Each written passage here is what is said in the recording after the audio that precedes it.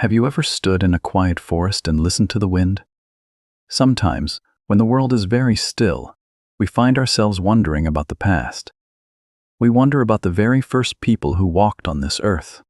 We often think that the history of humans is only a long list of wars and battles. We see old statues of kings with swords and read books about great empires fighting for land. But was it always this way? Was there ever a time before the first wall was built or the first weapon was used? Today, we are going to travel back thousands of years to look at a mystery hidden under the sand of the desert. It is a story that makes us think about who we are and how we choose to live together. Was there a time before violence, or is it part of us? Think about how much we can learn from a single piece of bone. For archaeologists, bones are like pages in a very old book. They tell us what people ate, how tall they were, and even how they moved. Usually, when experts find ancient graves, they see signs of peaceful lives. They find people buried with beautiful beads, clay pots, or favorite tools. These items show that their families loved them and wanted them to have a good journey into the next life. But in a quiet place along the Nile, scientists found something that changed everything they thought they knew. They found a cemetery where the bones told a different, much darker story. Instead of peaceful deaths from old age, these bones showed marks that were hard to explain. There were sharp cuts and small holes that did not come from nature or accidents. It was a puzzle that stayed hidden under the dry earth for thousands of years. Why would a group of peaceful people suddenly face such danger? This discovery forced us to ask a difficult question. When did humans first start to fight each other? And what could be so important that it was worth a life? The answer was waiting in the dust. Before we go deeper into this mystery, I want to welcome you to our community.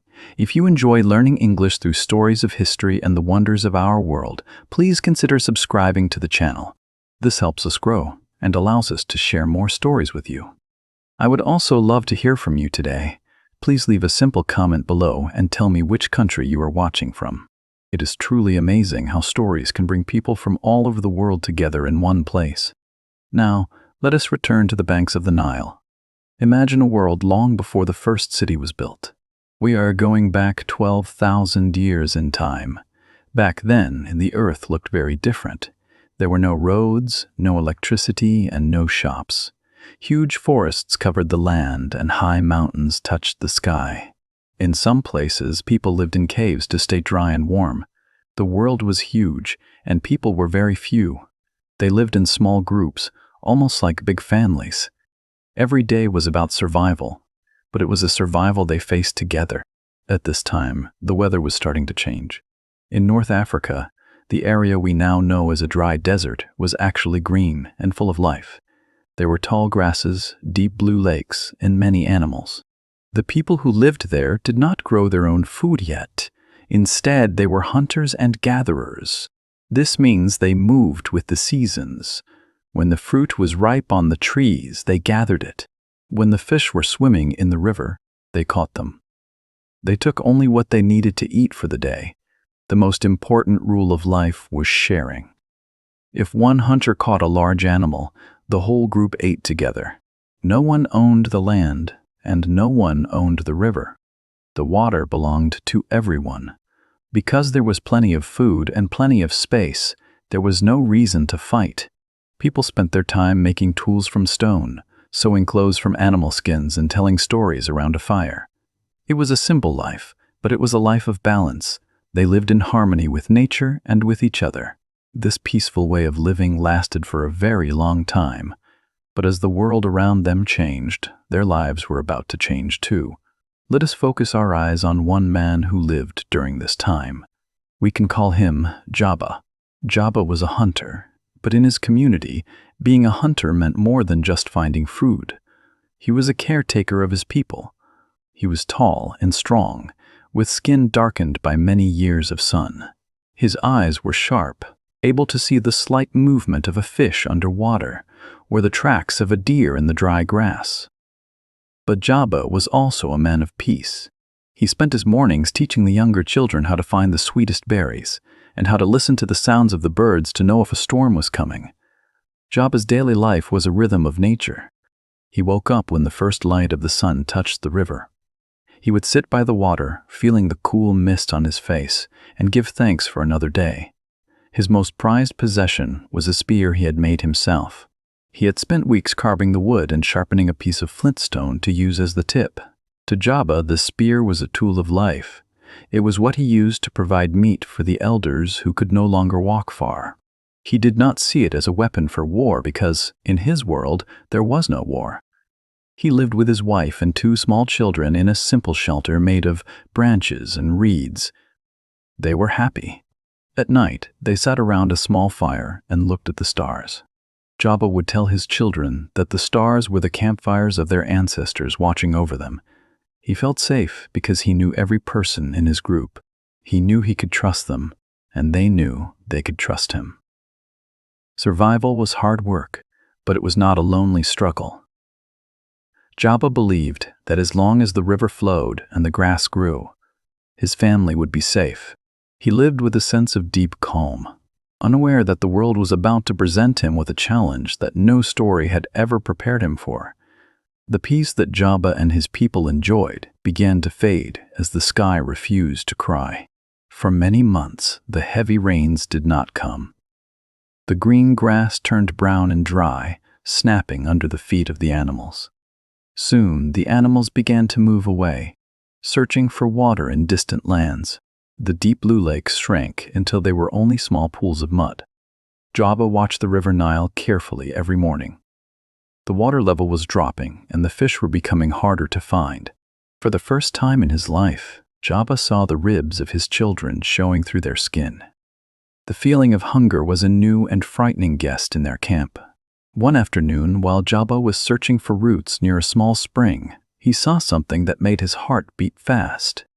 In the distance, a group of strangers stood near the water. They were not from his tribe. They looked tired, dusty, and very hungry.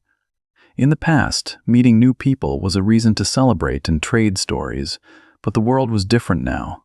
There was not enough food for everyone. Jaba stood still, holding his spear tightly. He saw the leader of the other group reach for a stone. There was no greeting. There was only a cold, hard stare. The tension grew day by day. The 2 groups began to follow the same small patches of green land. Jaba's people wanted to stay near the water, but the other group needed the water too. It was a clash of needs. Jaba did not want to hate these people. He could see they were just like him. They had children who cried for food and elders who needed shade. However, the fear of losing everything began to change how everyone felt. The desire for peace was slowly being replaced by the need to survive. Jaba noticed that the men in his tribe were spending more time sharpening their spears and less time singing. They began to build small walls of thorns around their sleeping area. Trust, which had been as natural as breathing, was disappearing. Every time a twig snapped in the night, Jaba jumped. He looked at his spear and wondered if it would soon be used for something other than hunting. The climate had created a trap, and the humans were caught inside it, forced to choose between their kindness and their lives. The sun was setting, painting the sky in a deep, bloody red. Jaba was walking near the edge of the river when he saw a man from the other tribe. The stranger was holding a large fish, one of the last fish left in that part of the water. Jaba's own children had not eaten since the morning before. His stomach felt like a cold stone, and his head was light from hunger.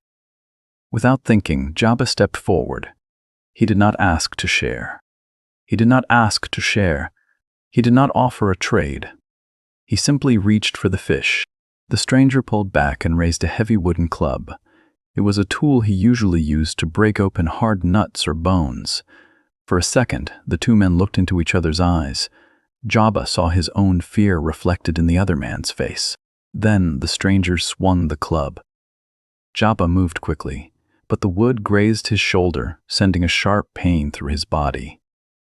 In that moment, a switch flipped inside him. The world of sharing and peace vanished. Anger and the drive to protect his own blood took over. Jaba raised his spear. This was the tool he had used to feed the elders. It was the tool he had used to provide for his family. With a quick movement, he struck out. The sharp stone tip, meant for hunting deer, found a different target. The stranger fell to the ground, the fish slipping from his hands back into the mud. Jaba stood over him, breathing hard. The silence that followed was heavier than any storm. He looked at his hands and then at his spear. The tool had become a weapon. In that small, quiet moment by the Nile, the history of the world changed forever. It was no longer about man against nature. It was now man against man. What happened by the river was not an isolated event. Like a small spark in a dry forest, this new way of thinking began to spread. As the centuries passed, the human story moved from small family groups to larger communities. People discovered something that changed the world. They learned how to plant seeds and grow their own food. This was the birth of farming. While this meant more food, it also meant that people stopped moving. They stayed in one place to guard their crops. They began to say, "This land is mine," and "This grain belongs to my family." The concept of property changed everything. In the past, if a group moved away, the land was left for others. But now, if you left your farm, you lost your survival. To protect their food and their land, people began to build the very first walls. At first, these were simple fences made of wood or stone to keep out wild animals. But soon, the walls grew higher and thicker. They were no longer built to keep animals out. They were built to keep other humans away. As these farming villages grew into the first cities, the way people lived together transformed. Because there was a lot of food stored in one place, these cities became targets. A group that had a bad harvest might look at a neighbor's full granaries with envy and desperation. To stop this, cities needed more than just walls. They needed people whose only job was to protect the gate. This was the beginning of the first organized soldiers. The simple tools of the past were redesigned. The heavy stones used for grinding grain were shaped into round balls for throwing. The knives used for skinning animals were made longer and sharper. We see this transition in the objects found by archaeologists. In the oldest layers of Earth, the tools are for work. In the newer layers, we find the first shields and helmets. Leadership also changed. In Jaba's time, a leader was often the wisest person or the best storyteller. In this new world of cities and property, a leader was often the strongest person, someone who could command an army and organize a defense. Power became tied to the ability to use force. This development was not because humans suddenly became evil. It happened because the way we lived had changed. We were no longer part of the natural flow of the seasons. We were trying to control nature and own a piece of it. When you own something, you become afraid of losing it. That fear led to the creation of organized warfare. This was a long journey that took thousands of years, moving from a single spear thrown in anger to thousands of men marching in lines. The world was becoming more civilized, but it was also becoming much more dangerous. As we look deeper into the earth, we find a place that tells the most heartbreaking part of the story. This place is called Nataruk, near Lake Turkana in Kenya. Here, scientists found something that froze a moment of history and time. It was not just a fight between two men like Jaba and the stranger. It was a massacre. They found the remains of 27 people who lived 10,000 years ago.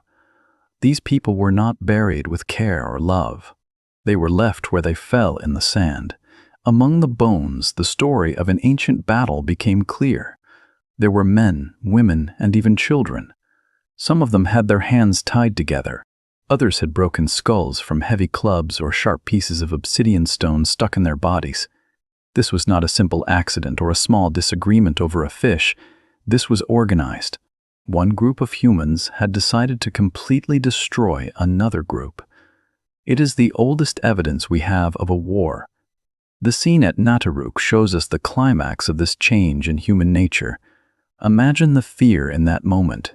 The sounds of the lake were replaced by the screams of a struggle. The tools that had been developed over thousands of years to help humans survive the wild were now being used to end human lives.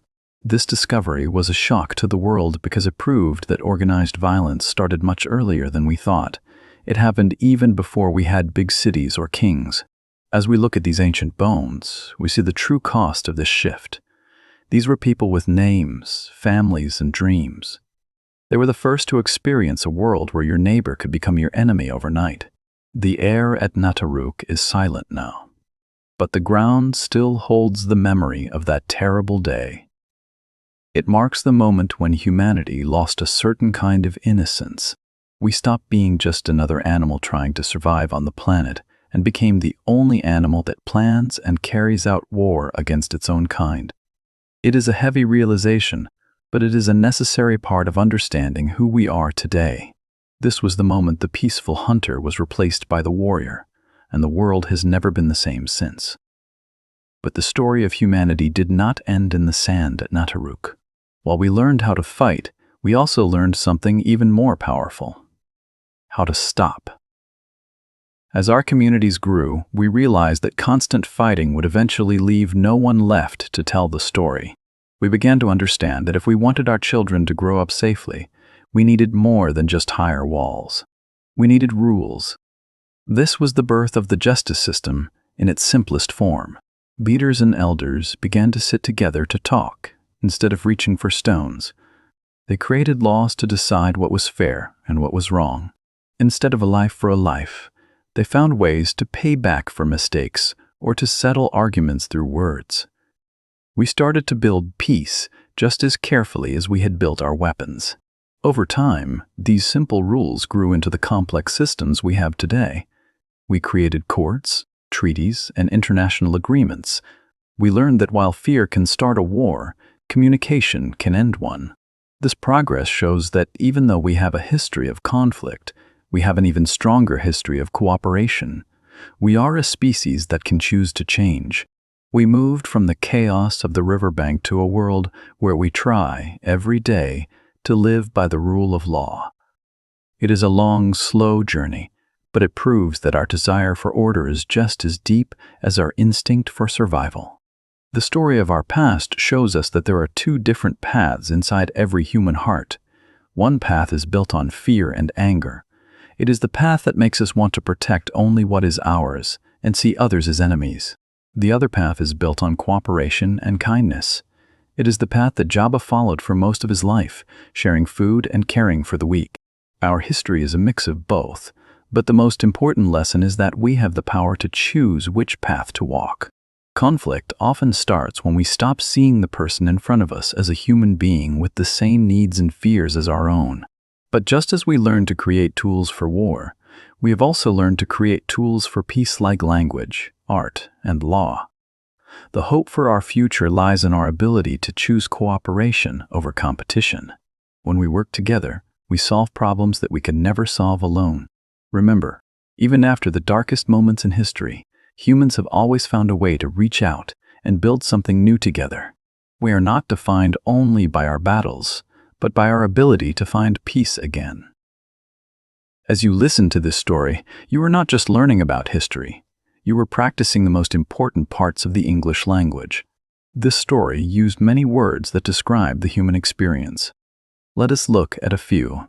We use the word survival, which means the state of continuing to live or exist. We talked about conflict, which is a strong disagreement or a fight.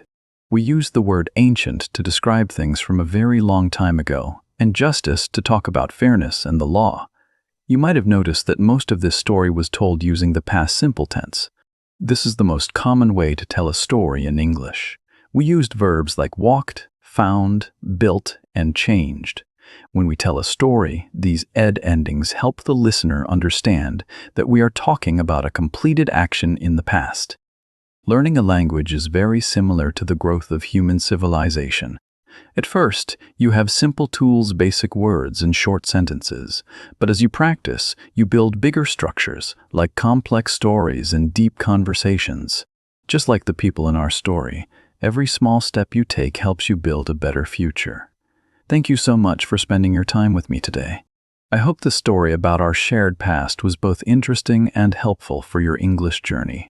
If you would like to read the words as you listen, you can find the full transcript in the description below this video.